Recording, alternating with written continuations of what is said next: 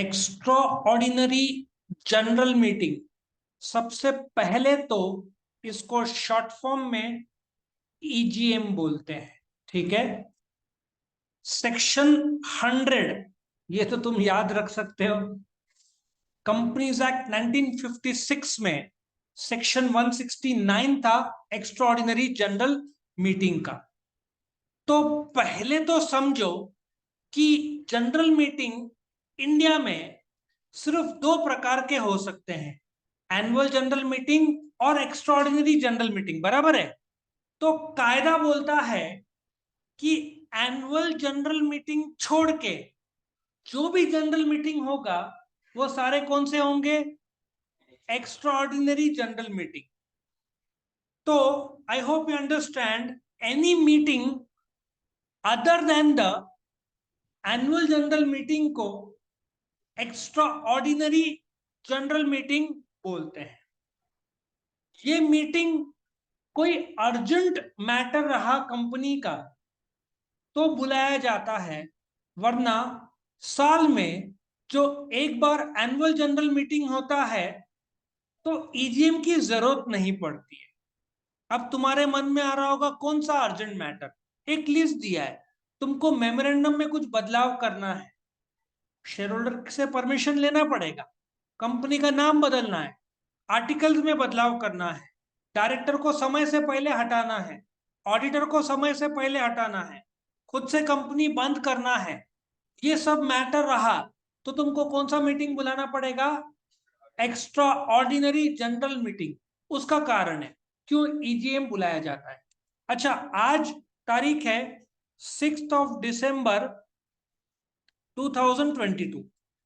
रिलायंस का annual general meeting, ठीक है, रिलायंस इंडस्ट्रीज लिमिटेड का एनुअल जनरल मीटिंग था 29 अगस्त 2022। अब उनका अगला एजीएम कब होगा? करीबन से मैं सेम तारीख पकड़ू, अगले साल 29 अगस्त 2023। इसका मतलब मुझे 8 महीना करीबन रुकना पड़ेगा यदि कुछ मैटर डिस्कस करना है तो। 8 महीना कौन रुकेगा? तुम आजकल तो नवे लॉन्चेस बहुत फास्ट हो रहा है, डू यू एग्री? सो इतना तो रुकने का टाइम किसी के पास नहीं है। सो इन दैट केस तुम तुरंत जनवरी में एक्स्ट्रॉर्डिनरी जनरल मीटिंग बुला दो, तुमको अगस्त तक रुकने की जरूरत नहीं है। आया समझ में? सो एजीएम तो 2023 साल में एक बार होता है, अगस्त में होगा, 2023 में होगा, तो कंपनी इतना वेट नहीं कर सकती। Then in that case urgently कौन सा मीटिंग बुलाया जाता है? ईजीएम। जनरल मीटिंग सिर्फ दो प्रकार के हैं, एजीएम और ईजीएम। एजीएम तो हो गया अभी 29 को, तो अर्जेंट कुछ मैटर आया तो वही अर्जेंटली बुला लो एक्स्ट्रॉर्डिनरी जनरल मीटिंग। बट कायदे तो लागू होते हैं। मीटिंग बुलाएगा कौन? अधिकार क्षेत्र में कौन है, कौन बुला सकता है? Board of directors. सो जैसे एनुअल जनरल मीटिंग बुलाने का अधिकार डायरेक्टर्स के पास है, तो ईजीएम मीटिंग बुलाने का अधिकार किसके पास है? Board of directors.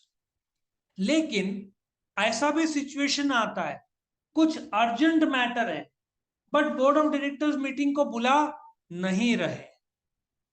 तो बोर्ड ऑफ डायरेक्टर्स तो नहीं बुला रहे, लेकिन कोई शेयर होल्डर को लग रहा है कि भाई मीटिंग बुलाना ही चाहिए, तो कायदा बोलता है कोई बात नहीं, डायरेक्टर्स नहीं बुला रहे ना तो मेंबर्स बुला सकते हैं। लेकिन किसी को भी मस्ती सूझेगी, चलो बुलाते ईजीएम, और ईजीएम बुलाना मजाक नहीं है, हजारों लाखों रुपए का खर्चा है।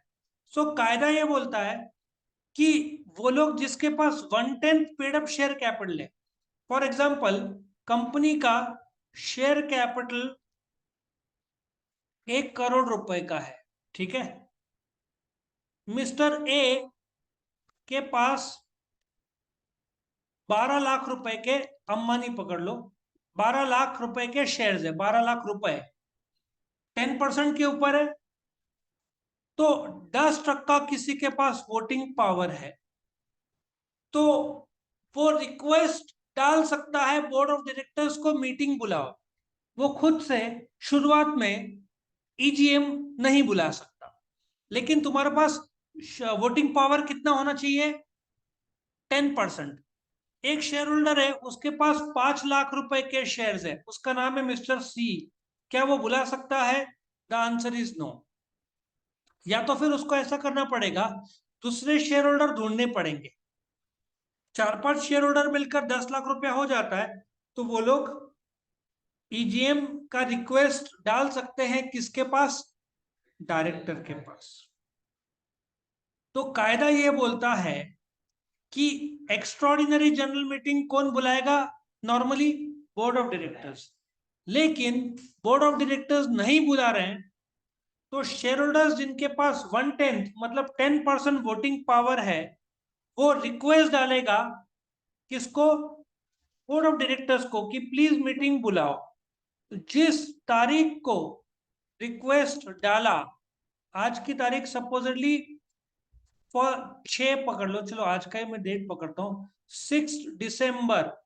आज के तारीख से 45 डेज पकड़ लो। ये 45 डेज के अंदर तुमको मीटिंग बुलाना पड़ेगा। किसको?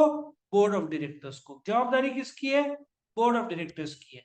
इसका मतलब बेसिक लेवल पे ईजीएम कौन बुलाता है? Board of directors. पर बोर्ड ऑफ डायरेक्टर्स ने नहीं बुलाया, तो क्या मेंबर्स के पास ताकत है? The answer is yes. But minimum share capital क्या चाहिए? 1/10 मतलब कितना? 10%। उन शेयर होल्डर्स को टेक्निकल भाषा में रिक्विजिशनिस्ट बोलते हैं। रिक्विजिशनिस्ट, इन लोगों ने शायद वो नाम नहीं डाला है, मैंने बता दिया, वो रिक्विजिशनिस्ट है। रिक्वेस्ट किसके पास डालेंगे? डायरेक्टर्स के पास। डायरेक्टर्स को रिक्वेस्ट के दिन के बाद कितने दिन के अंदर मीटिंग बुलाना पड़ेगा? 45 डेज। लेकिन डायरेक्टर्स ने मीटिंग बुलाया ही नहीं, बुलाया ही नहीं। तो 6 दिसंबर से 3 महीने के अंदर, दिसंबर, जनवरी, फरवरी, मार्च, 6 मार्च के अंदर खुद रिक्विजिशनिस्ट मीटिंग बुला सकते हैं। यदि 6 दिसंबर से 45 दिन के अंदर डायरेक्टर्स ने मीटिंग बुलाया नहीं, तो 6 दिसंबर से ही 3 महीने के अंदर, मतलब 45 डेज गुजरने के बाद, क्योंकि टाइम फ्रेम दिया है ना डायरेक्टर को कि 45 डेज के अंदर मीटिंग बुलाओ। लॉजिक समझ में आया? एक और बार बताता हूं, मैं यहाँ पे इसको क्लियर बताता हूं। आज की तारीख है 6 6 दिसंबर, ठीक है। मैं तुमको एक आसान टेक्निक बताऊं तो ज्यादा इजी पड़ेगा मुझे। 1 नवंबर सडनली एक आज की तारीख है, तो 15 दिसंबर के अंदर आज रिक्वेस्ट डाला है रिक्वेजिशनिस्ट ने, खुद से स्टार्टिंग में नहीं बुला सकते वो लोग। स्टार्टिंग में किसके पास वो लोग जाएंगे? बोर्ड ऑफ डायरेक्टर्स के पास। सो आज की तारीख है 1 नवंबर। उन्होंने 1 नवंबर को रिक्वेस्ट डाला कि प्लीज मीटिंग बुलाओ।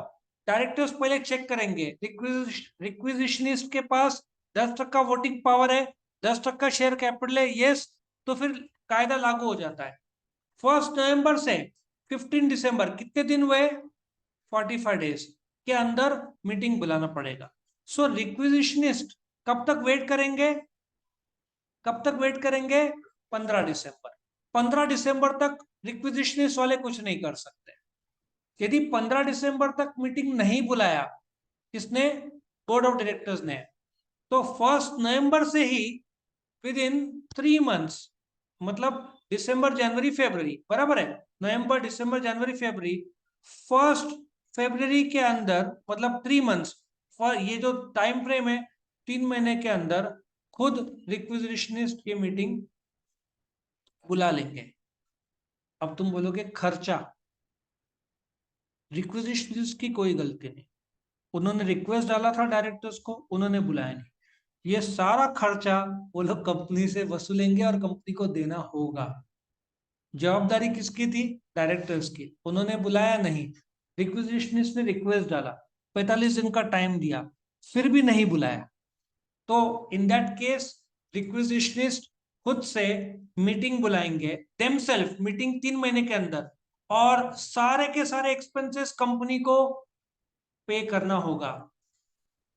कंपनी शैल पे ऑल द एक्सपेंसेस। आया समझ में?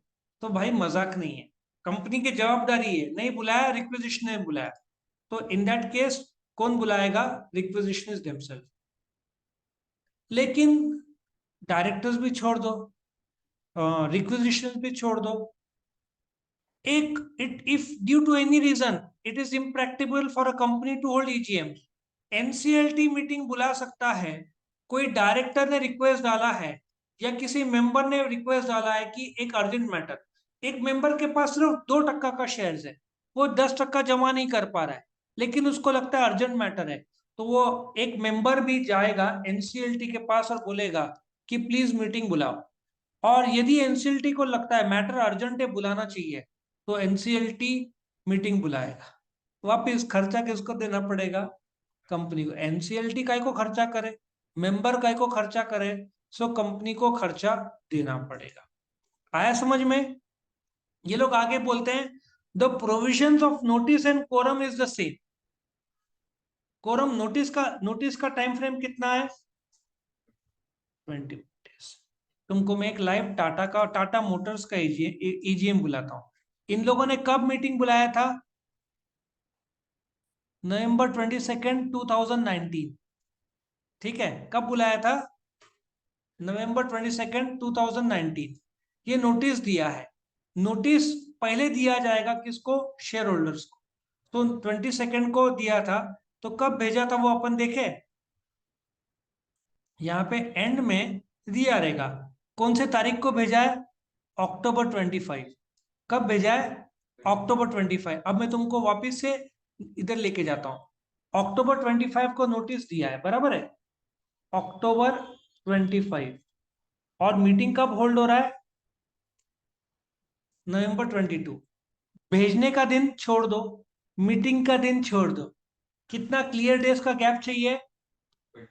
21 डेज। क्या गैप है? नवंबर के 22 तो है ही ना 21। सो बराबर कायदा लागू होता है। अच्छा, कुरियर से भेजा तो तुमको प्लस 2 दिन और जोड़ने पड़ेंगे, कुरियर का टाइम फ्रेम है ना वो। अच्छा, सपोजली कुरियर से भेजा, अक्टूबर 25 27 छोड़ दो, अक्टूबर 27 2 दिन लगेगा ना, सो 28 से काउंट करो। अक्टूबर 28 से नवंबर 22 फिर भी होता है 21 डेज। लॉजिक समझ में आ रहा है? भाई कायदे का उल्लंघन नहीं कर सकते, कायदे का उल्लंघन किया तो पेनल्टी बैठेगा कंपनी को। 21 क्लियर डेज चाहिए, मतलब क्लियर डेज। क्लियर डेज भेजने का दिन छोड़ दो, मिलने का दिन छोड़ दो। ईमेल भेजा है तो इतना ही काफी है, कुरियर से भेजा है तो और 2 दिन जोड़ो जोड़ो, कुरियर मिलने का टाइम फ्रेम लगता है। So in that case clear days में भेजने का दिन, मीटिंग का दिन प्लस 2 डेज, ऐसे 25 दिन पहले भेजना पड़ता है। तो बराबर इन्होंने भेजा है। अच्छा, नोटिस का टाइम फ्रेम कितना है? 21 डेज। अच्छा, कोरम। हाँ हाँ हाँ।